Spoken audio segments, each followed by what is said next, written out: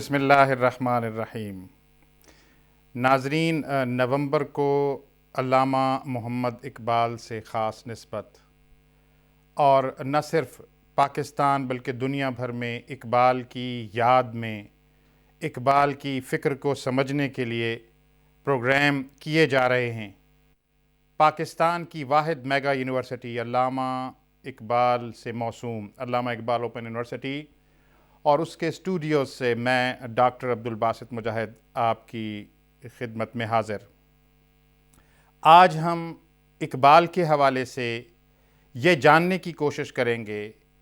کہ اقبال علامہ کیسے بنے، شاعر مشرق کیسے بنے، حکیم الامت کس طرح سے بنے، یعنی ان کی زندگی کا ایک برڈ آئی ویو کے حوالے سے جائزہ لینے کی کوشش کریں گے۔ علامہ اقبال اوپن یونیورسٹی آپ کے نام سے موسوم اور 1974 میں معرض وجود میں آنے والی یونیورسٹی اب پاکستان کی واحد میگا یونیورسٹی، اور اقبال کے پیغام کو کریا کریا گھر گھر اب صرف پاکستان کے اندر ہی نہیں پوری دنیا کے اندر اس یونیورسٹی کے طلباء موجود اور اقبال سے آشنائی حاصل کرنے کی کوشش میں کوشاں۔ ہمارے لیے بہت ہی خوشی کا باعث ہے کہ اقبال شناس ڈاکٹر کشور سلطانہ، جو کہ شعبہ تاریخ کی چیئرپرسن بھی ہیں علامہ اقبال اوپن یونیورسٹی میں، اور انہوں نے بہت عرصہ قبل سے اقبال کے ساتھ تمسک کو اختیار کیا، اور اقبال پر ان کی بک شائع ہو چکی ہے جو کہ قومی ادارے نے شائع کی ہے۔ میں خوش آمدید کہتا ہوں ڈاکٹر کشور سلطانہ صاحبہ کو۔ آج ہم ڈاکٹر صاحبہ سے یہ جاننے کی کوشش کریں گے کہ وہ ہمیں اور ناظرین کو یہ بتائیں کہ اقبال کی ابتدائی زندگی کیا تھی، کیسے اقبال اس دنیا میں آئے، اور پھر کیسے انہوں نے اپنی زندگی کے تعلیم اور تربیت کے مراحل کو طے کیا۔ شکریہ عبدالباسط مجاہد صاحب۔ میں سب سے پہلے تو علامہ اقبال اوپن یونیورسٹی کی شکر گزار ہوں کہ جنہوں نے مجھے مدعو کیا، اور اس کے ساتھ ساتھ علامہ اقبال اوپن یونیورسٹی، جس طرح عبدالباسط مجاہد صاحب نے انٹرو میں بتایا کہ یہ شعبہ اقبالیات نہ صرف کئی دہائیوں سے اقبال شناسی کے حوالے سے ہمارے طلباء و طالبات کو مستفید کر رہا ہے۔ جہاں تک علامہ اقبال کی ابتدائی زندگی کا تعلق ہے تو اس کو سمجھنے سے پہلے ضروری ہے کہ اس دور کے ہم حالات و واقعات کا جائزہ لیں۔ جیسا کہ آپ سب لوگ جانتے ہیں، اور ہمارے طلباء و طالبات بھی اس بات سے بخوبی آگاہ ہوں گی کہ اس وقت حالات مسلمانوں کے لیے اتنے سازگار نہیں تھے، لیکن اس کے باوجود علامہ اقبال 1877 میں سیالکوٹ میں پیدا ہوئے۔ ابتدائی تعلیم انہوں نے مذہبی تعلیم و تربیت کی طرف اپنی شغف کو رکھا، کیونکہ ان کا گھرانہ ایک بہت متوسط طبقے سے ان کا تعلق تھا۔ ان کے والد شیخ نور محمد اور والدہ امام بی بی بہت زیادہ مذہبی رجحانات کی طرف مائل نظر آتے تھے، اور پھر ہم یہ بھی دیکھتے ہیں کہ ان کے والد محترم کا حلقہ احباب بہت زیادہ ریلیجس اور مذہبی اور لبرل جو تعلیم و تربیت کی طرف مائل تھے۔ اس بنا پر انہوں نے اپنے بچے کی تعلیم و تربیت سب سے پہلے قرآن، حدیث اور فقہ کی طرف انہوں نے ان کی تعلیم و تربیت، مذہبی تعلیم کی طرف وہ راغب ہوئے، رجحان رکھا۔ جیسا کہ ہر بڑے انسان کی شخصیت کو نکھارنے میں اساتذہ کا بڑا کردار رہتا ہے، تو ان کی یہ جو ابتدائی زندگی جس کے بارے میں آپ بات کریں، والدین کے ساتھ ساتھ وہ کون سے استاذ ہیں جن کی شخصیت کے نقوش ان پر مرتسم ہو گئے؟ یہ آپ نے بہت اچھا سوال کیا، کیونکہ کوئی بھی پرسنالٹی، چاہے وہ لیڈر ہے یا عام کامن مین ہے، اس کی زندگی میں استاد جو ہے وہ بہت اہم کردار ادا کرتے ہیں۔ جب ریلیجس تعلیم کے بعد انہوں نے اسکاٹ مشن اسکول میں داخلہ لیا تو وہاں پر انہیں میر حسن جیسے اساتذہ کرام ملے، اور میر حسن جیسے جو اساتذہ کرام انہیں ملے، اور ان کی زندگی پہ بہت زیادہ اثر تھا۔ اور ہم دیکھتے ہیں کہ برہملہ اقبال اپنی زندگی کے مختلف ایام میں جب اسکاچ مشن اسکول سے فارغ التحصیل ہوئے اور مرے کالج میں انہوں نے ایف اے کی تعلیم حاصل کی، اور ایف اے کی تعلیم حاصل کرنے کے بعد جب وہ گورنمنٹ کالج لاہور چلے جاتے ہیں تو وہاں پر تھامس آرنولڈ جو تھے پروفیسر، ان کا بھی ان کی شخصیت پہ بہت زیادہ اثر تھا، اور اس چیز کو برہملہ اظہار انہوں نے اپنی شاعری میں کیا۔ وہ یہ کہتے ہیں کہ میر حسن اگر مجھے اسکول اور کالج کی زندگی میں موجود نہ ہوتے تو میں یہ علامہ نہ ہوتا، یہ برہملہ اظہار کیا انہوں نے۔ پھر ہم دیکھتے ہیں کہ جب وہ گورنمنٹ کالج لاہور میں آتے ہیں تو وہاں پر پروفیسر آرنولڈ ٹام جو ہیں وہ بہت زیادہ اہم کردار ادا کرتے ہیں۔ عربک لینگویج کی طرف لے کے جانے کا جو کریڈٹ ہے اقبال کا، وہ اس اساتذہ کرام کو دیا جاتا ہے۔ اچھا، پھر اس دور کے حالات اور واقعات کی طرف دیکھیں۔ جب حالات اور واقعات اتنے تھے، اسی وجہ سے تو مورخین یا جو رائٹرز ہیں اقبال کی زندگی کو کئی فیزز میں ڈیوائیڈ کرتے ہیں۔ پہلا فیز جو ابتدائی زندگی، جو انہوں نے سیالکوٹ میں ایف اے تک تعلیم حاصل کی، اور پھر 1893 میں ان کی شادی بھی ہوتی ہے، لیکن مرے کالج کے بعد جب وہ گورنمنٹ کالج لاہور آتے ہیں تو وہاں پر ہم یہ دیکھتے ہیں کہ وہ بیسیکلی زیادہ تر اپنے آپ کو تعلیم کی طرف راغب کرتے ہیں۔ اسی وجہ سے دیکھا جاتا ہے کہ جب وہ اپنی بیچلر کر لیتے ہیں اور پھر اپنے فلسفی میں ایم اے کرتے ہیں اور اس میں ڈسٹنکشن حاصل کرتے ہیں، تو سائیڈ بائی سائیڈ ہم دیکھتے ہیں کہ پولیٹیکل اکانومی کے حوالے سے ان کے آرٹیکل جو ہیں اس وقت لاہور کے جید جو میگزینز تھیں ان میں شائع ہوتے ہیں۔ آپ خود امیجن کیجئے کہ علامہ اقبال جو کہ ایک B A pass M A pass student ہے، لیکن کیا اس کا ویژن اتنا انٹلیکچول تھے کہ انہوں نے پولیٹیکل اکانومی اس دور میں جو آرٹیکلز لکھے اس کو پذیرائی ملی، اور برٹش سرکل میں اس کو بہت زیادہ پذیرائی مل رہی تھی۔ اچھا، پھر انہوں نے ایز اے ٹیچر بھی ہم دیکھیں، اگر سیکنڈ فیز کی طرف ہم دیکھتے ہیں تو انہوں نے ایز اے ٹیچر وہاں پر عربک کے استاد کی حیثیت سے اپنی فرائض منصبی ادا کیے۔ لیکن اس کے ساتھ ساتھ ہم دیکھتے ہیں کہ اس دور کے جو پولیٹیکل حالات و واقعات اور سماجی حالات و واقعات پر وہ ایک کین آبزرور کے طور پر مانے جاتے ہیں۔ ڈاکٹر صاحبہ، میں جاننا چاہوں گا کہ جیسے آپ نے بارہا اس کانٹیکسٹ کا ذکر کیا کہ جو اس وقت کے سماجی اور سیاسی حالات تھے اور عالمی حالات تھے، میں چاہوں گا کہ ناظرین کے لیے آپ تھوڑا سا ہمیں بتائیے کہ کیا حالات تھے اس وقت کے جن کا اقبال کی شخصیت پر اثر اور اقبال نے اس کو پھر رسپونڈ کیا۔ دیکھیں، اگر ہم اس وقت کے حالات و واقعات کا دیکھیں تو کہ امپیریلزم، برٹش یہاں پر انٹر ہو چکے تھے، اور پھر پنجاب کی پالیٹکس میں جتنا برٹش پارلیمنٹیرین کا رول تھا، اور اس پر یہاں پر مسلمانوں کی جو پالیٹکس تھی وہ بھی کسی اور نہج پہ تھی، جیسے یونینسٹ پارٹی بہت زیادہ وہاں پر عروج پہ تھی۔ اچھا، پھر مسلمانوں کی کو بہت سے حلقوں میں پذیرائی تو حاصل تھی، لیکن کامن مین کے لیے وہ اس طرح کے سٹیپس نہیں اٹھائے جا رہے تھے، چاہے وہ ایجوکیشن سے تھے، چاہے وہ میڈیکل کے لحاظ سے تھے، چاہے وہ ہیلتھ کے لحاظ سے تھی۔ اس چیز کو اقبال نے بہت زیادہ محسوس کیا، جو کہ بعد میں ہم دیکھتے ہیں جب 1905 میں جو اقبال جب اعلیٰ تعلیم کے لیے انگلینڈ جاتے ہیں تو وہاں پر ان کا جو مطمع نظر ہے وہ ہمیں ٹوٹل چینج نظر آتا ہے، یا تو اس وجہ سے کیونکہ حالات و واقعات، اب جب اقبال ان کی سرزمین میں بیٹھ کر ان کے اداروں میں تعلیم حاصل کر رہے ہیں، اور پھر صرف تعلیم ہی حاصل نہیں کر رہے عبدالباسط صاحب، اور میں اپنے ناظرین کو کہوں گی بلکہ ایک کین آبزرور کے طور پر ان حالات و واقعات اور اس میں برٹش کی انوالومنٹ کو دیکھ رہے ہیں۔ اور جب اس برٹش کی انوالومنٹ کو دیکھتے ہیں، اور پھر آپ دیکھیں کہ 1905 میں آپ یہ بھی دیکھیں کہ مسلمان کو پارٹیشن آف بنگال ہوتی ہے۔ پارٹیشن آف بنگال کے حوالے سے کس طرح سے ہندو برٹش انڈیا میں جو رسپونس کر رہا ہے مسلمانوں کی طرف، یہ بہت بڑا پنچنگ ایونٹ تھا جو اقبال کو بہت متاثر کیا۔ لیکن اقبال ابھی اس حوالے سے کچھ چیز کہنے کے مجاز نہیں تھے، کیونکہ اقبال ابھی صرف اسٹڈی کر رہے تھے اور کین آبزرور کے طور پر دیکھ رہے تھے۔ یہ جو انگلستان میں آپ کا وقت ہے اور پھر یورپ میں جیسے کہ وہ جرمنی سے ان کا ڈاکٹریٹ بھی ہے، یہ اس کو ہم جیسے آپ نے بیان کیا کہ 3 فیزز میں ہم منقسم کر سکتے ہیں اقبال کی زندگی کو،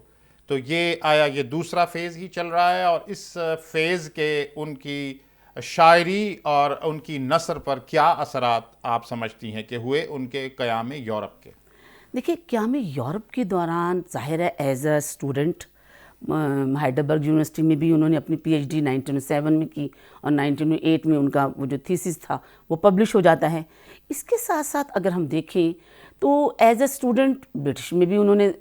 تعلیم حاصل کی، بارٹ لا کے حوالے سے یہ سیکنڈ فیز چل رہا ہے ان کا۔ جب وہ تعلیم حاصل کر رہی ہیں اور وہ دیکھ رہی ہیں، پھر آل انڈیا مسلم لیگ کی جو برانچ وہاں پہ یو کے میں انگلینڈ میں بنتی ہیں، وہاں کی تقریبات میں شرکت کر رہے ہیں، تو باسط صاحب دیکھا جائے تو وہاں پر ان کے خیالات میں تبدیلی آنا شروع ہو رہی ہے، کیونکہ یہ ٹرانزیشنل پیریڈ ہم اسے کہہ سکتے ہیں۔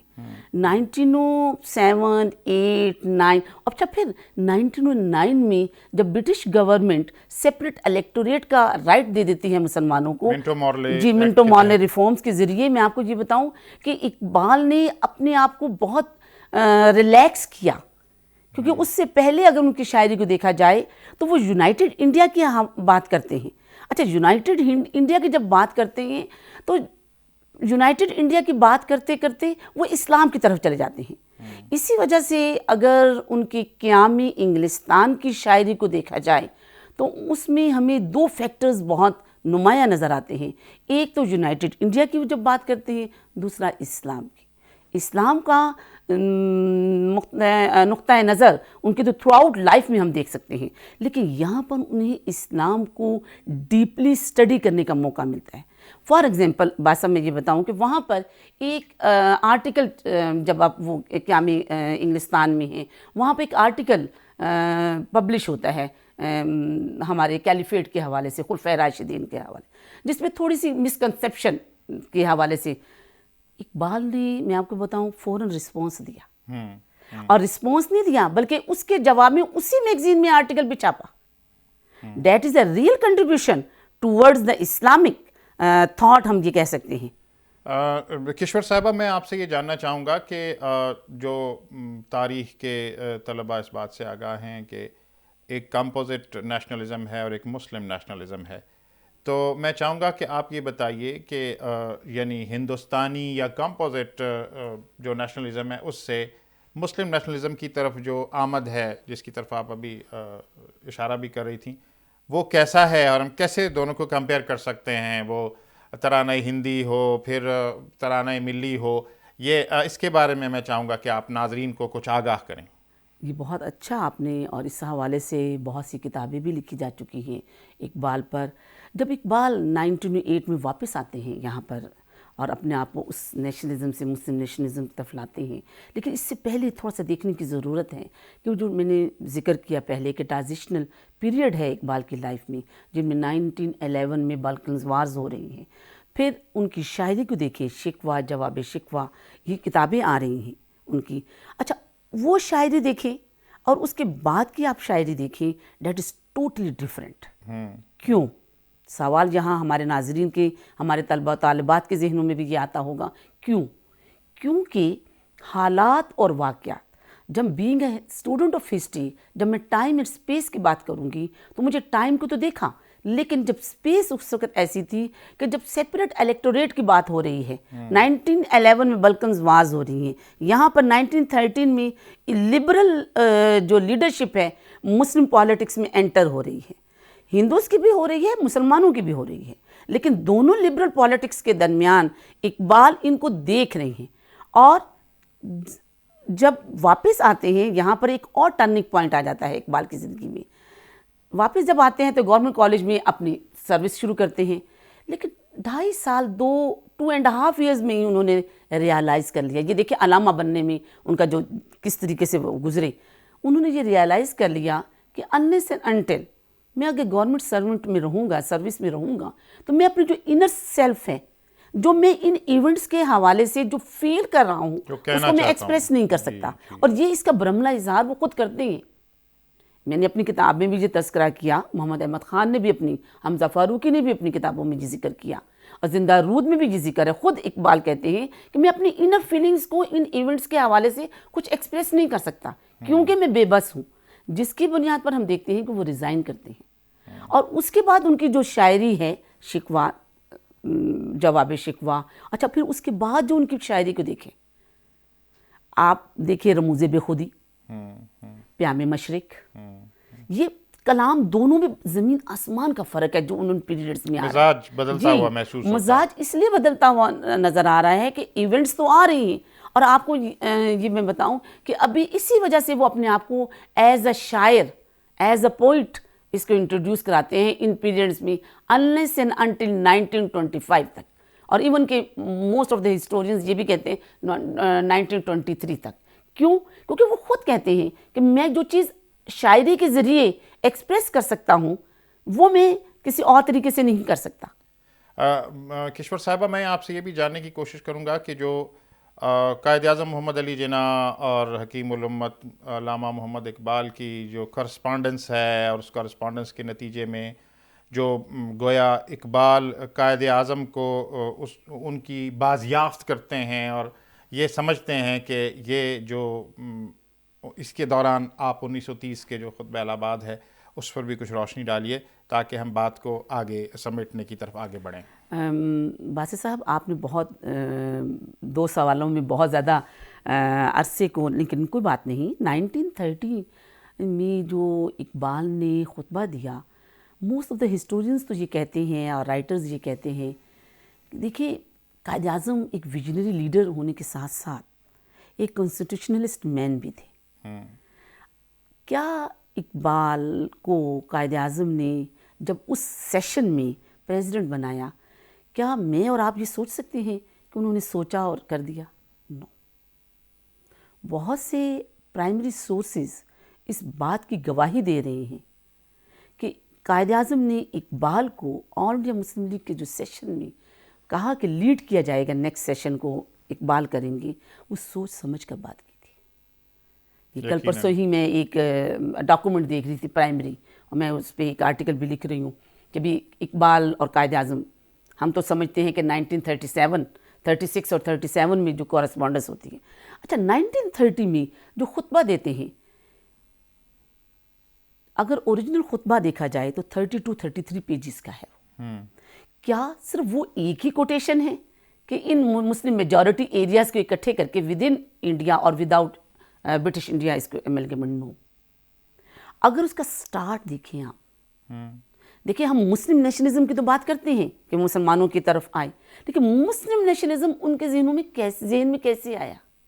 اسلام کی اسٹڈی کرنے سے. اسی وجہ سے وہ کہتے ہیں کہ ری انٹرپریٹیشن آف اسلام کی ضرورت ہے ینگر جنریشن کو. جو پولیٹیکل فلاسفی آف اقبال کو اگر میں ایک لفظ میں یا ایک جملے میں پڑھوں تو میں یہ کہہ سکتی ہوں کہ he wants to interpret reconstruction of religious thought کرنا چاہتے تھے. وہ اسلام کو ینگر جنریشن کو ایڈوائز کر رہے ہیں. ان کے کئی خطوط ہیں ایسے، ان کی شاعری میں یہ ہے. اقبال جب اس خطبہ الہ آباد کو سٹارٹ کرتے ہیں تو وہ یہ کہتے ہیں، یو نو واٹ از اسلام. پورا ماضی بیان کرتے ہیں، یہاں وقت کی شارٹیج کی وجہ سے ہم، لیکن اس میں ہمیں اس خطبے کو ڈیٹیل پڑھنے کی ضرورت ہے. Being a student of history, جو خطبہ ہے اور جو ان کے ریکنسٹرکشن میں مجتمع ہوئے خطبات ہیں اچھے، اور 7واں جیسے اس میں ایڈ کیا گیا، آپ کیا ان میں مماثلت دیکھتی ہیں خطبہ الہ آباد میں؟ چونکہ اس میں بھی وہ اجتہاد کی بات کرتے ہیں، اور جو میں سمجھ پایا وہ یہ کہ اقبال نے کبھی بھی یہ نہیں کہا کہ جو وہ انٹرپریٹیشن کر رہے ہیں اسلام کی وہی حتمی ہے، بلکہ انہوں نے یہی بارہا کہنے کی کوشش کی کہ جیسے میں نے اسلام کو سمجھا ہے یا جیسے میں اس کو سمجھتا ہوں کہ اسے امپلیمنٹ کرنے کی ضرورت ہے. ایک تو اجتہاد کے راستے کو وہ کھلا رکھنا چاہتے تھے، اور دوسری جو میں نے آپ سے کہا کہ خطبہ الہ آباد اور ریکنسٹرکشن کے خطبات، اس میں کیا مماثلت یا بعد آپ کو نظر آتا ہے؟ بس آپ نے بہت اچھا سوال بھی کیا، اور ہمارے ناظرین اور ہمارے طلبہ طالبات کو یہ کلیئر کرنے کی ضرورت بھی ہے. اقبال نے کبھی یہ نہیں کہا، امپوز نہیں کیا، چاہے وہ خطبہ الہ آباد تھا یا ریکنسٹرکشن تھاٹ ان اسلام جو انہوں نے اپنی کتاب میں 6 اور 7 لیکچرز جو مدراس علی گڑھ میں دیے. انہوں نے یہ کہا کہ یہ وہ اسلام ہے جو میں نے سمجھا، نمبر 1. دوسرا یہ کہا کہ ینگر جنریشن اپنے ٹائم کے مطابق اسلام کی انٹرپریٹیشن کرے. یہ بہت بارہا اس چیز کو جو کہ ہم اپنے اسٹوڈنٹس کو کلیئرٹی کے لیے ہمیں بتانے کی ضرورت ہے. اقبال یہ نہیں کہہ رہا کہ اسلام کے اجتہاد کا راستہ جو میں نے بتایا وہی اختیار کرو، بلکہ وہ یہ کہتا ہے کہ اجتہاد کا راستہ وہ اختیار کرو جو اس دور کے مطابق آپ کے لیے. اسی وجہ سے تو وہ لیگ آف نیشن کا کنسیپٹ آپ کو دیتا ہے. اس دور میں کیوں دیا اسے لیگ آف نیشن کا؟ جو آج ہم یو این او کی بات کر رہے ہیں 1949 یا 47 کے بعد ہم یو این او کی بات کرتے ہیں، وہ لیگ آف نیشن تو جب راؤنڈ ٹیبل کانفرنسز میں جاتے ہیں تو وہاں پہ ذکر کر دیتے ہیں. اسی وجہ سے خطبہ الہ آباد کو جب وہ بیان کرنے کے بعد اور قائد اعظم کے 14 پوائنٹس کے بعد آپ دیکھتے ہیں کہ راؤنڈ ٹیبل کانفرنسز میں جب وہ شرکت کرتے ہیں تو میں نے ہی اپنے آرٹیکل میں ایک ریسرچ سوسائٹی میں کہ ایز اے سائلنٹ اسپیکٹیٹر کے لفظ اقبال کے لیے یوز کیا گیا. کیوں؟ میں سمجھتا ہوں کہ ہمارے آپ کا جو اقبال پر آپ کی گفتگو ہے بہت دلچسپی کے باعث ہے، لیکن وقت کی دامن میں اتنا گنجائش موجود نہیں پاتے ہم. میں چاہتا ہوں کہ آپ ہمیں اس بات پر اپنا اس کو سمیٹ بھی دیں اس گفتگو کو کہ مصور پاکستان کے حیثیت سے آپ چند جملوں میں کیسے پیش کریں گی اقبال کو، کہ کیوں ہم انہیں مصور پاکستان کہتے ہیں؟ دیکھیے سوال تو بہت مشکل ہے. مصور پاکستان کے حوالے سے اگر دیکھا جائے، میں یہ کہتی ہوں کہ اقبال نے جو کنسیپٹ 1930 میں دیا، جسے ہم آئیڈیا جو فلوٹ کیا، وہ بہت زیادہ سوچ اور سمجھ کے مطابق دیا. یقیناً. اچھا، پھر اس کی امپلیمنٹیشن عملاً شکل ہمیں 1940 میں نظر آتی ہے. قرارداد لاہور کی شکل میں ہمیں نظر آتی ہے. اچھا، پھر یہی چیز ہمیں 1936-37 کے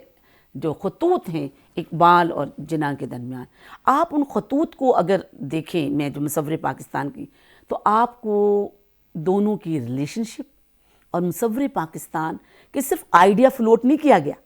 عملی طور پر بھی اس کی ڈیموکریٹک پرنسپلز کو بھی ہائی لائٹ کیا جا رہا ہے.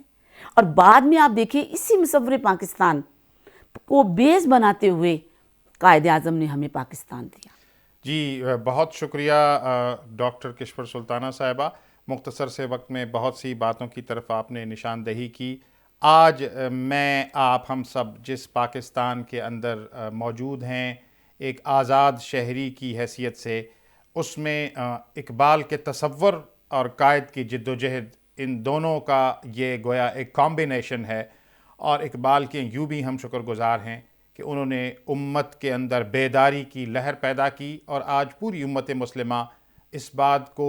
تسلیم کرتی ہے. اور اس کا ثبوت یہ ہے کہ ترکی ہو، ایران ہو، سینٹرل ایشین جو ممالک ہیں وہ ہوں، ہر جگہ پر اقبال کی تقریبات بالکل اسی طرح جاری ہیں جیسے پاکستان میں جاری ہیں. اس کے ساتھ ہی اپنے میزبان ڈاکٹر عبدالباسط مجاہد کو اجازت دیجیے. اللہ نگہبان.